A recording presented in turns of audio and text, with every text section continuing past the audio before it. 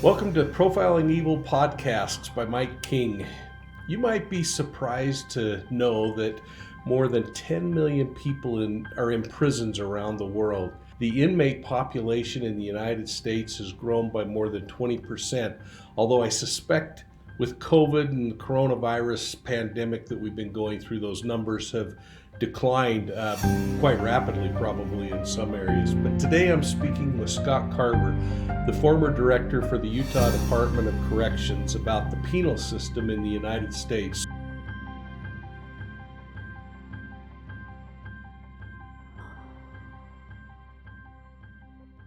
So Scott, welcome aboard. Well, thank you, Mike. It's great to be here with you and your listeners. Let me tell everybody just a little bit about you. Your career is amazing to me, and I want to make it very clear that Scott is a couple years older than me. He actually started about 4 years before I started on the police department, but he began his law enforcement career back in 1975. But by 1987, he had transitioned from working the streets and doing law enforcement work to the Utah Department of Corrections. And the thing that I think is so amazing is that within 5 years of starting in corrections, he was promoted to warden. And I think that was about the first time Scott and I really started working together again. And I, of course, only knew him beforehand, but it was when he was serving as warden in the prison and when he was serving in the maximum security area. By 2005, he was appointed the executive director of the prison, a position that he held for 2 years. And this is an incredibly intense position. But it didn't stop there. Scott retired from corrections and took the undersheriff job in the Salt Lake County Sheriff's Office, where he served for another 11 years as undersheriff in the largest county in the state of Utah. And today he spends his time as the director of training for the Utah Attorney General's office, my old stomping ground. So I love it. Scott, you've served the public for like 40 plus years. This is just amazing. Thank you for being here.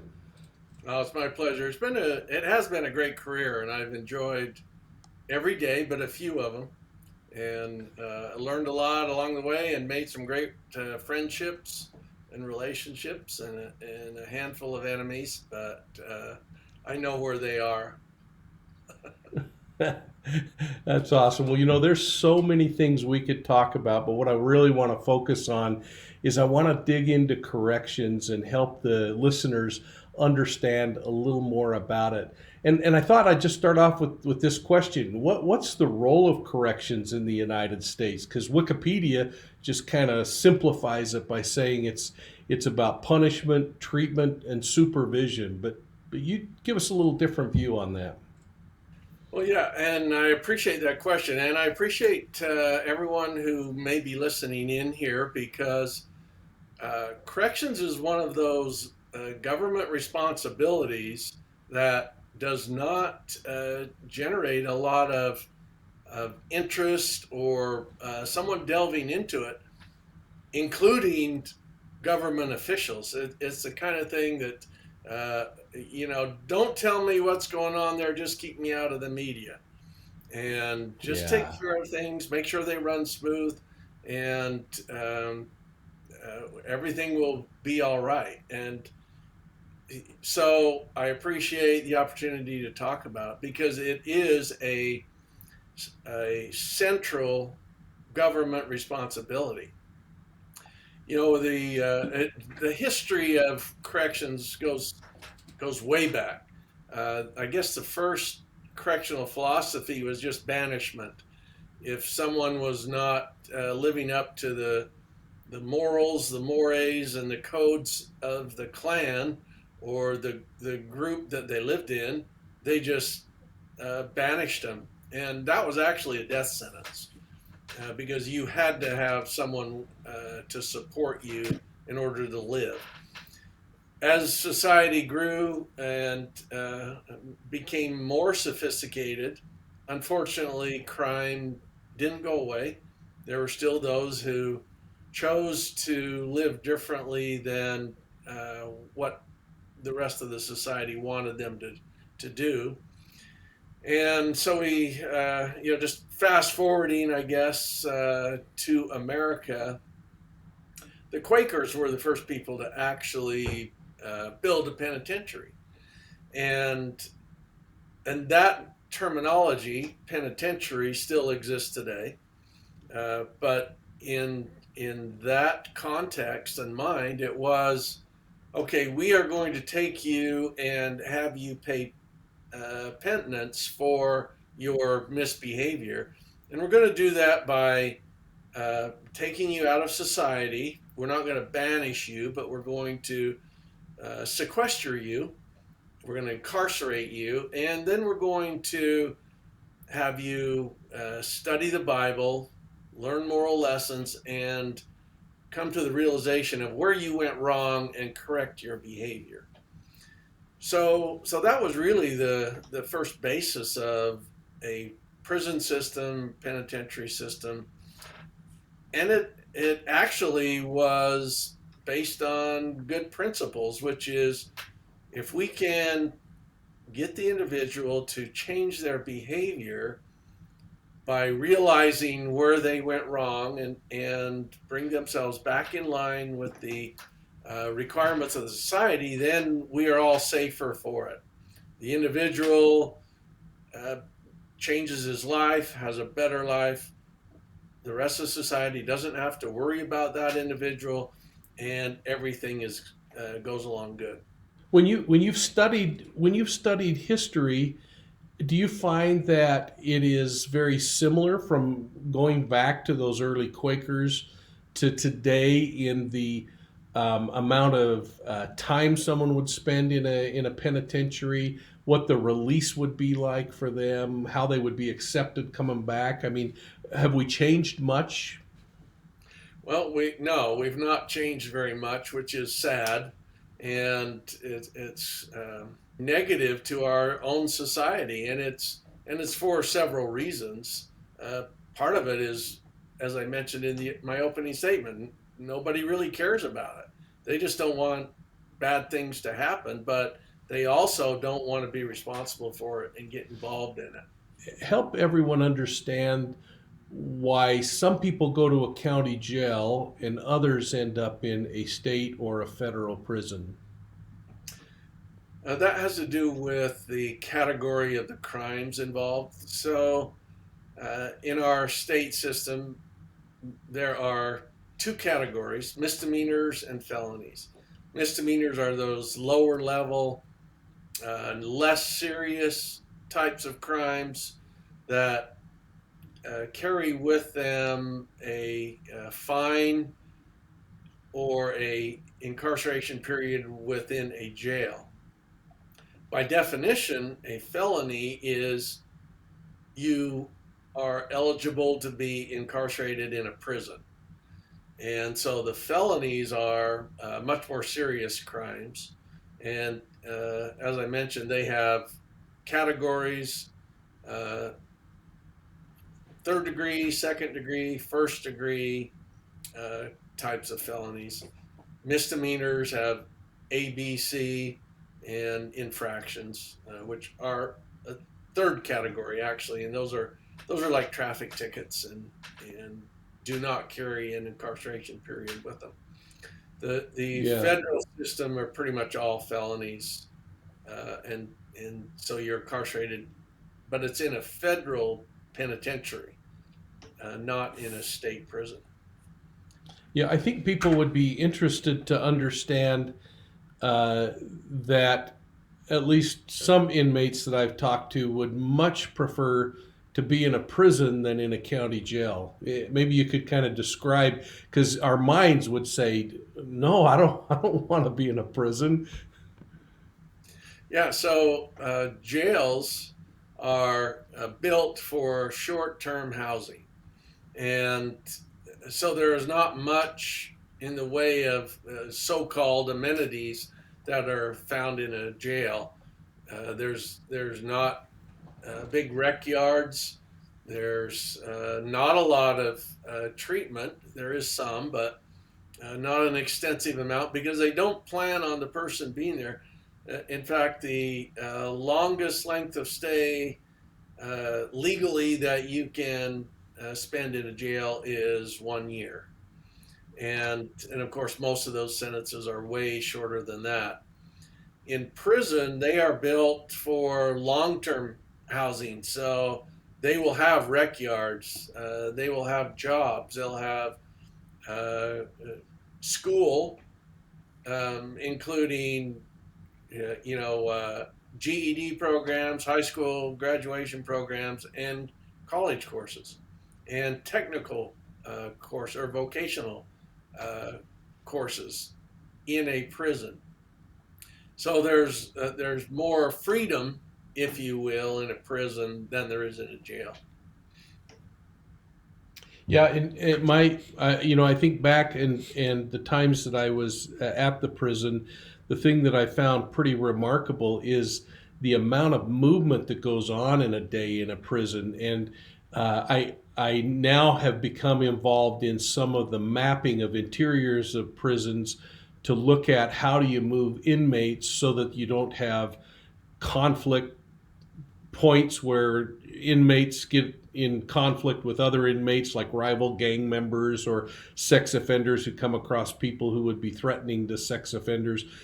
I mean, talk a little bit about the management of moving inmates from medical to food lines and classes and all of that stuff, because it's remarkable what you do inside of a prison. People aren't just sitting in a cell all day long. No, and it is quite a scheduling feat that takes place inside an institution, because you inside the population, the inmate population, there are categories of offenders that are decided based upon their behavior. It's not based upon their crime, so to speak, except for rare occurrences where the crime is related to a need to keep them safe, so to speak. Um, Other than that, the where an inmate is housed is based upon their behavior inside the institution. So, someone who comes in for a very minor type crime, say a third degree felony, auto theft, um, may end up being housed in maximum security because their behavior is such that they cannot function appropriately in what we term as general population. General population, categorically speaking, it's easier to understand if you have maximum, minimum, and medium type housing. And where maximum security would be where you would house those offenders who cannot manage their behavior in the rest of the population, or they're on death row. So you do not want those people mixing with others in the population for a lot of reasons, or they're in protective custody for a very serious situation where their life is in danger if they are in general population. And so those people are in maximum security, and they are very much restricted as to how they can move about, who they can be outside of their cells with, and because it's all a security concern, that everything in that housing unit is driven by security concerns. Yeah, walk us through what a day in a maximum security inmate's life is like. How much time they have to do different things.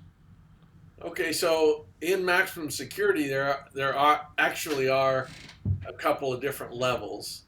So the most secure area where, for the example, we'll use death row might be, and actually this may have loosened up because we were working on, maybe it's not beneficial for everyone to just keep them locked down, but in the most restrictive setting, an inmate will be locked in their cell for 23 hours a day. The 1 hour that they have out will be out to shower, to get some exercise in a very restricted small area, basically an enclosed courtyard where they can get a little bit of fresh air. But About how big?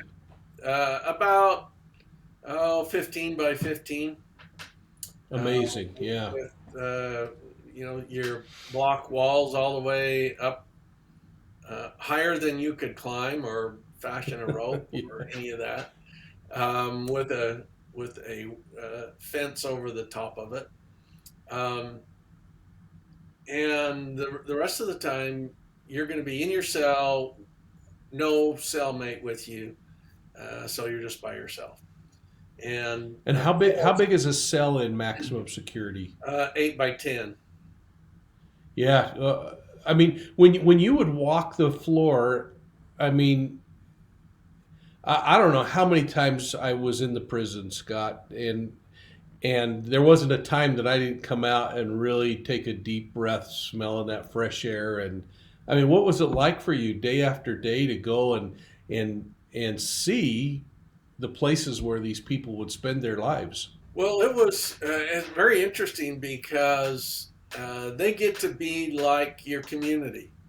When they're in prison, of course, in maximum security, there are the barriers that are designed to keep everybody safe from someone who may want to harm you. And so there's not physical contact there that's not under great restraint or control. Out in general population, like you mentioned, inmates will be coming and going. They're going to work. They're going to school. They're going to the dining hall, and and so there's a lot of movement about. But they get to be just like walking around in your neighborhood, because they mind their selves. They're not confrontational. They're not hostile. They're just in that setting. They're just regular people. And because if they misbehave, they go to maximum security. Um, Yeah. what the other interesting part about that is the officers that work there do not research the offender's offenses, except for certain responsibilities and for classification or um, selection for programs.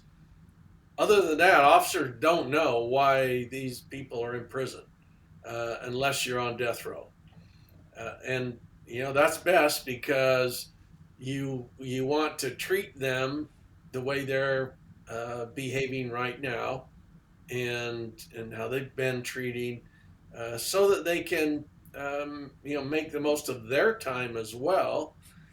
And that is exactly what we want them to do is behave in a way that is consistent with our society, and manage their behaviors among the rest of us so that we can feel comfortable when they do come out. This is really amazing when I think about this process and the fact that it is a city of its own. And you have to move people from education courses to doctors to the lunchroom. Give everybody a sense of what the intake process is for someone who's never been to prison. It's their first day being transported from the court and the county into the prison. What happens to someone like that, and what is the first couple of months like? Mm-hmm. Yeah, so it's quite a an experience for someone who's never been there before. Of course, most of the population has been there because of the recidivism rate, which, for those who are not familiar with that term, it is the rate at which people return to prison after having been released, and that And figure. the number's alarming. I mean, what is the percentage? Well, it ranges depending on how it's calculated, which makes a big difference between 65% and 80%, depending on how you calculate what the recidivism is. And the main factor is, or the definition of that is, they return to prison for a new offense is one definition. The other is they return to prison for any reason. A third factor is they return within 1 year or they return within 3 years. So that formula can be managed in different ways, and you come up with different numbers. We're talking about corrections and the prison system, and right now we're talking about recidivism, or the repeat of offenders returning back to prison for new offenses. The numbers are alarming. And Scott, one question I had is there a statistic that shows how long on average it is before there is a repeat offense that sends them back to prison? Well, that varies, as you can imagine, and the longer they're out, the better chance they have of staying out, if that makes sense. So, um, a lot of them, you'll see more cases of reoffense within the first 6 months, Wow. actually within the first 3 months, and then 6 months, then a year, then 3 years. So, uh, Is again, there a reason for that? I mean, are we not getting them a credible job fast enough, or what? I mean, what are the reasons for that? well, you can imagine anyone coming out of prison with that label on you is going to have a hard time getting a job. Now, that's assuming that this individual had all the skills and the opportunities prior to going to prison that the rest of us have. So, uh, this kind of takes us into another category of, uh, the basis of crime and criminal behavior, and where does it come from. Um, so in the prison system, we're receiving adults. They're 18 years of age or older for the vast majority of them.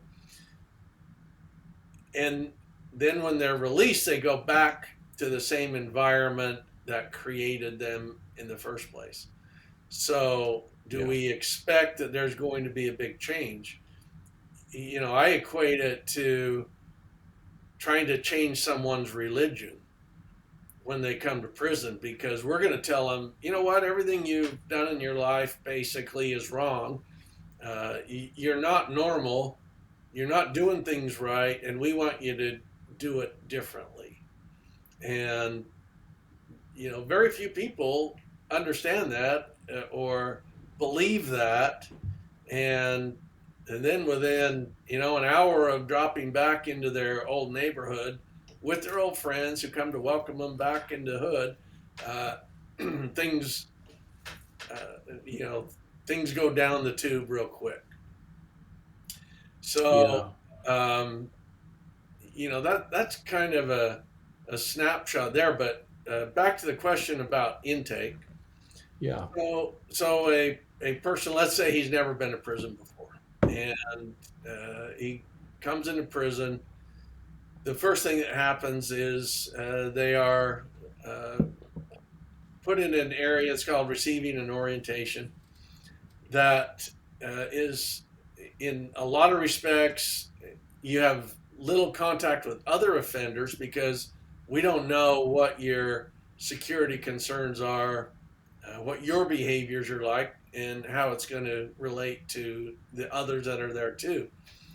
Over the years and decades, the prison population has got much more complex with gang members. Um, is really the biggest complicating factor of the population inside of prison, and maintaining control amongst a population that may have 2 to 10 different uh, gang affiliates in the same housing unit. And that makes everything difficult because of gang issues, whether they're rival gangs or within the same umbrella gang where they are vying for power and authority and turf, which still happens inside the prison. So they will. So an individual coming in, they're in receiving an orientation or R&O, we call it.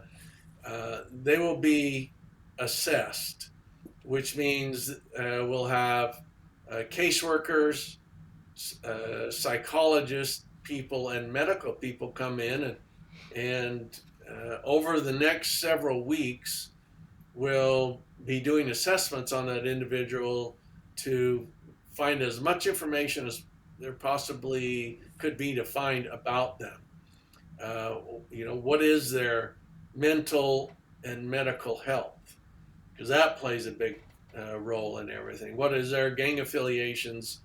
What was their upbringing like? What is their education level? What's their substance abuse history?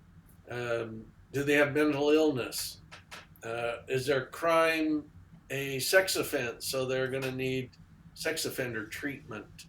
Um, all of those sorts of analysis and testing is going to be going on so that when the decision is finally made to put them in which of the three housing categories, maximum, medium, or minimum, when those are made, you want to get it right because it could be life or death if you get it wrong.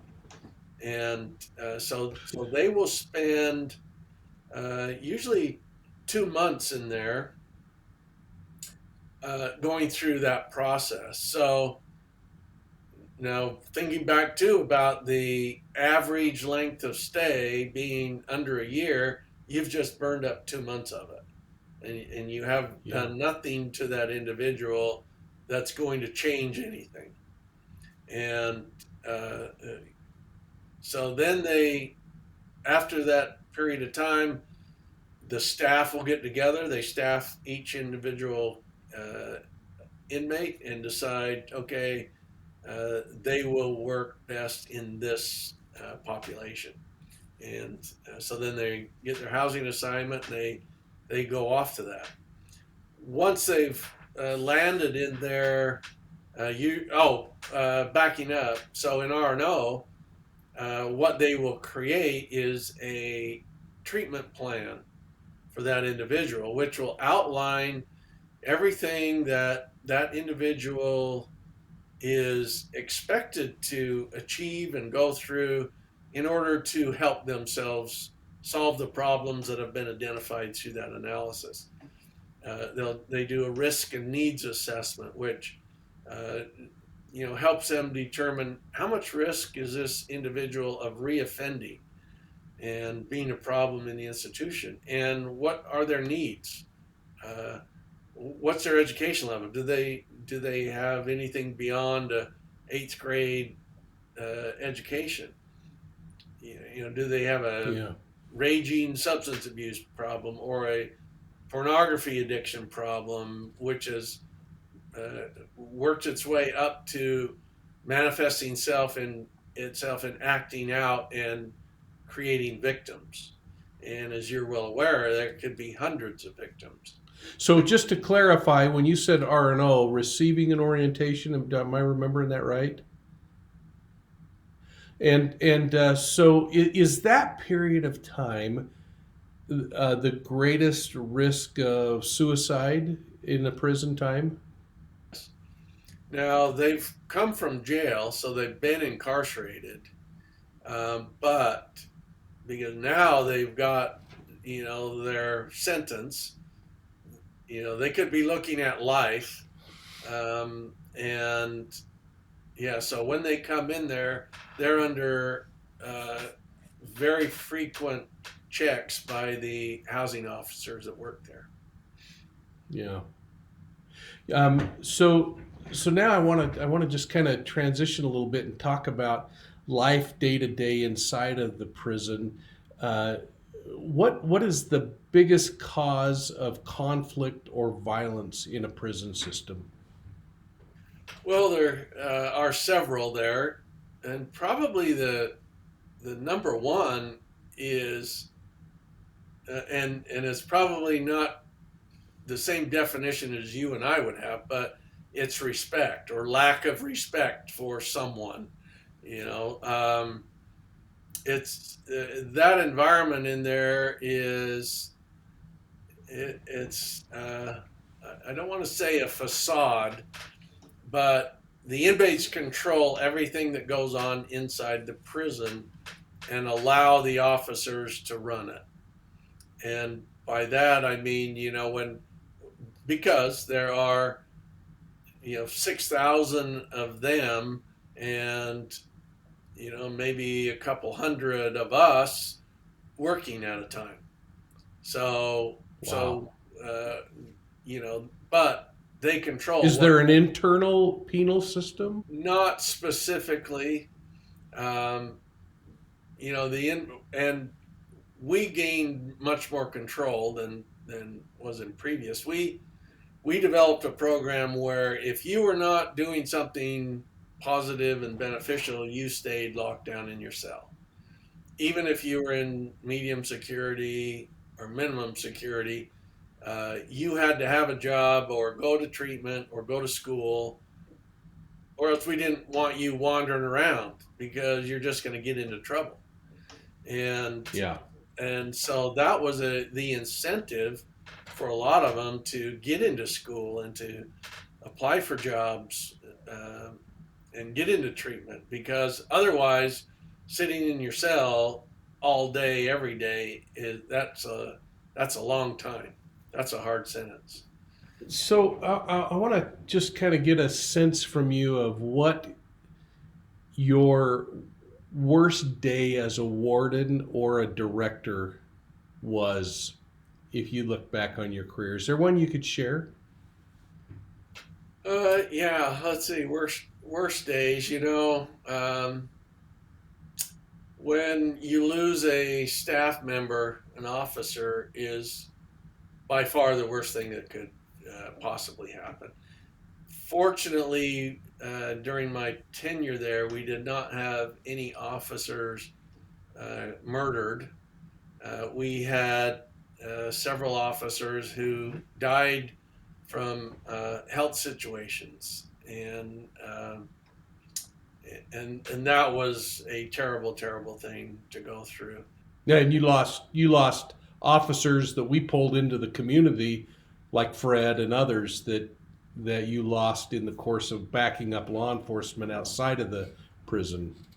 Yeah, correct. Steve Anderson, Fred, of course, and so that was terrible. The Lonnie Blackman homicide by Troy Kell was a rough day. Uh, Horrid. I've never seen anything like that. yeah, that was probably the worst day during my time there, um, and and generally we had a safe system and a safe institution, but that kind of blew us away when that happened.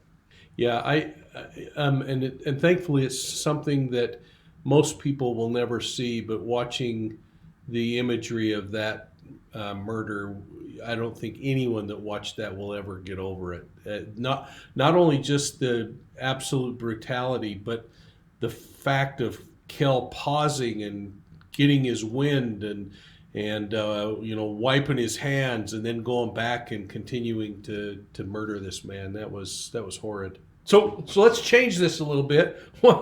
What were some of the funniest things that happened? Oh, well, the funniest things, and actually, I wish I would have kept a diary of funny things that inmates did, and I'm not making fun of them in a denigrating way. They're just like the rest of us. They have humorous sides and that. But one of the things I remember was I did a survey, an inmate survey, and I asked him a whole bunch of questions and about being in prison. And the intent of the survey was based upon their responses that we could review those and make some positive changes that might help them along the way. One of the questions was, strangely enough, what do you like best about prison? And I kind of put that in there just to see what the responses would be. And my favorite one of all, the guy said, The lasagna. he said, I don't have to worry about getting hit by a car. Oh, that's good. Uh, and, uh, and that was, I laughed about that. I still do. Um, I we remember. had, I remember one inmate who uh, promised to help me with something if I could call you and get him moved to B block where he could have some nicer housing, and his help came through, and thanks to you, he was able to go to B block. I think for almost a month before he violated, did something wrong, and got sent back to a different place. But right. Yeah. Yeah. Yeah. That's how they do it. And another funny thing was Stephen King came out and filmed part of his movie The Stand at really, Utah State Prison. And so, if you ever watch that movie, the the prison scenes are at Utah State Prison there. So while they were filming, as you recall, in the movie, there's some sort of virus uh, that's let loose, and I don't know if it's a coronavirus or not, but it's let loose and it kills people and in this real horrible way, and it ends up infecting, getting in the prison, and killing a bunch of the people in the prison. Well, in order to film that, they brought in a bunch of mannequins that were made up to look like uh, inmates that were all bloated, puffy, and blisters and sores and boils and blood oozing and everything. And then they would put them around in the cells and film them. Uh, so uh, I went in there and I took a picture of a couple of them in the cell, and then in playing a prank on my boss, I oh no. pictures over, and I said, "Well, we had a little bit of a skirmish over in one of the housing units, and this inmate kind of got the worst of it." And showed him the picture of it, and he's looking at it, and he goes, "Wow, wow." And of course, then I had to tell him it was fake, but yeah. That's amazing. So, one of the toughest responsibilities of a warden or a, a director, I would think, is carrying out an execution. Can you just talk about that responsibility? I don't want to share any specifics other than to talk about that responsibility and how you manage the public who there's a portion that want to um, stand out and protest and but you have a job to do. Maybe you could talk about that for a moment. Yeah, so the death penalty is an interesting thing. Lots of debate, lots of feelings about it, surrounding it, and it's um, and the reason there's so much debate, obviously, is because the state is going to take the life of someone um, on one hand, and there are those people who, under no circumstances, uh, believes that is justified. On the other hand, you have individuals who, by our law, which is very finely crafted and very narrowly defined, qualify because of the horrendous nature of the crime they committed, which always involves taking the life of at least one other person, and in a horrendous way. And it's not just taking the life of someone, it is the way in which that life was taken that will qualify them for the death penalty. There are many uh, types of murders, and many people are murdered, and the perpetrator does not get sentenced to the death penalty. So that's the situation in which you're working is very limited, and the people, based upon their crime and the judgment of the courts, whether it be and juries in this case, as well as the Board of Pardons by the time it actually gets carried out, have met the requirements and for having a death penalty carried out upon them. So when that situation comes around, and it is not very often, which is another source of contention for the opponents to the death penalty, is the amount of time it takes to carry out the penalty, and it could be in excess of 20 years. And so they say, well, that's not even a deterrent because it's not swift, and you go 20 years from the time of the offense. What's the use? What are we trying to do? Um, the other debate is it a deterrent? Which, if it's not a deterrent, then why do we do it? Um, Part of that argument is, well, it's a deterrent to the person who you just executed. Those people will not murder again. And Yeah. so and that's just a philosophical debate among people, and it's split uh, pretty much equal sides. It's kind of interesting, but um, so the process is you start preparing for that. Once the court has issued the final execution warrant, you start planning for it 60 days before the scheduled date, because you do not want things to go wrong. And we've seen around the country where executions did not go as they were planned and intended, and it's just a terrible, terrible outcome. So you start planning. In Utah, there are actually two types of execution methods: lethal injection and firing squad. The firing squad is no longer available to inmates who are now sentenced to die, but there are, I would have to look up the number, but two or three who elected the firing squad when it was available. So those will still be carried out as a firing squad execution.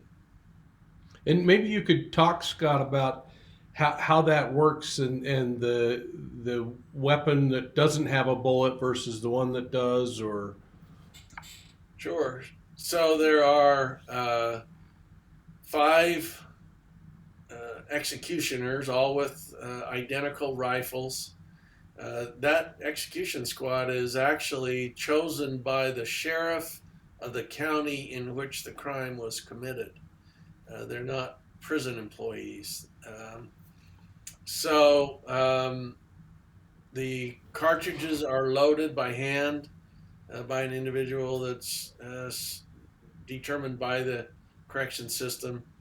The four of the rifles will have live ammunition in it. One will have a blank, but it will be loaded so that there is a felt recoil to it. And that's I don't know if you'd call it a tradition or help in which they're careful about the aftermath of being involved in taking someone's life in that manner, where uh, they they want to give the opportunity if someone so needs that to say, well, I had the blank in my rifle, and so I did not kill that individual. And Yeah, so that's typically the reason behind that. I think it's a good reason to have that. yeah, I Uh, agree. yeah. And there's only been, well, let's see, uh, Gary Gilmore, as execution started up, was a firing squad, and uh, John Taylor from Ogden was a firing squad. Yep. And there may have been one more since then, but I've lost track of that. And then The lethal injection, maybe you could just describe that process of which, I'm sorry, of lethal injection. lethal injection. There's a cocktail of three different drugs that are all lethal by and of themselves, and it's done under a doctor's supervision. Uh, there are IVs run into both arms, and there are the three drugs are administered um, in succession, and because they all accomplish a different thing. The first one is a sedative, and the second one stops the heart, and the third one stops all other nerve functions. And but each one is lethal, and if it's administered properly, and nothing is under a mistake, or the IVs are inserted properly, the drugs are the right ones in the right amounts. Death is pretty instantaneous, Yeah. within seconds, and there is no, if it's done properly, there is no pain felt by the inmate.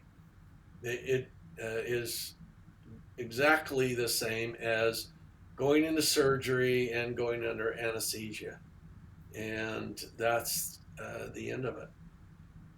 There, some movie portrayals will show, some pain reaction, but there is none. Yeah.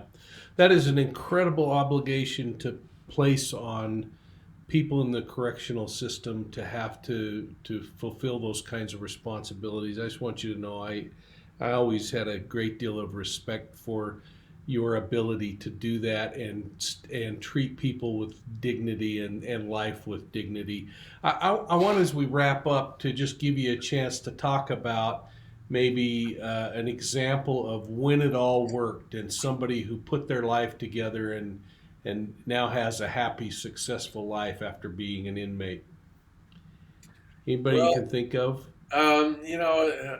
that's hard for me to identify someone because I never see him again, and that's a good thing. Yeah. I guess that is success, huh? Yeah, yeah, yeah. No news is good news in that case. So if we never see them back, that's just what we want. And I did have an experience here just within the last year or so. I was at an event, and a guy came up to me and said, "Aren't you Scott Carver?" And I said, "Yes, I am." And he said, "I'm so and so's husband," and I recognized the name as a offender that I had on parole uh, 30 years ago. And so I said, "Well, how's she doing?" And he says, "She's doing great. Been out ever since, off drugs, been sober for 30 years. Got a very nice family, and are doing well. And that was a great story, you know, because when I was working parole, there were like two people that made it off parole uh, on my caseload because I had a high risk caseload, and they just, from the time they came out, they were not intending on obeying the law, and that is what's required, of course, by all of us. So. Yeah, So unfortunately, amazing. I don't have a lot of those stories because, but I count it a good thing that they come out and are successful and make a life for themselves. Yeah. Would you do corrections any differently?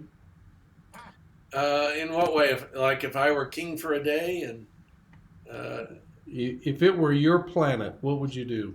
yeah, um, I would start back in school, like we had mentioned before, and I would require things to be done there that used to be done.